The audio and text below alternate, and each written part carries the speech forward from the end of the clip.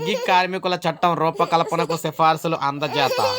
రాష్ట్ర ప్రభుత్వం గిగ్ కార్మికుల రక్షణ చట్టాన్ని రూపొందించేందుకు విధాన సిఫార్సులతో కూడిన నివేదికను సిఆర్ ఫౌండేషన్ ప్రధాన కార్యదర్శి మాజీ ఎమ్మెల్యే పల్లా వెంకటరెడ్డి దంపతుల తదితరులు కలిసి కార్మిక శాఖ మంత్రి వివేక్ వెంకటస్వామికి అందజేశారు.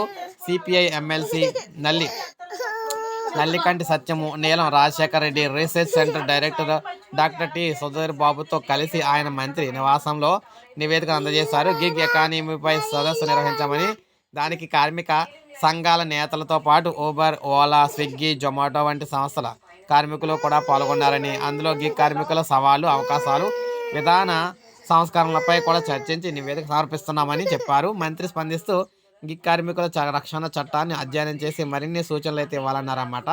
సో ఏది ఏమైనా మొత్తంగా తెలంగాణలో గిగ్ కార్మికులు ఎవరైతే ఉన్నారో వారందరికీ కూడా ఒక చట్టాన్ని అయితే రూపొందిస్తూ ఉన్నారు. సో ఇది మనకు అప్డేట్. ఒక లైక్ చేయండి, సబ్స్క్రైబ్ చేసుకోండి, మన ఛానల్ సబ్స్క్రైబ్ చేసుకోండి.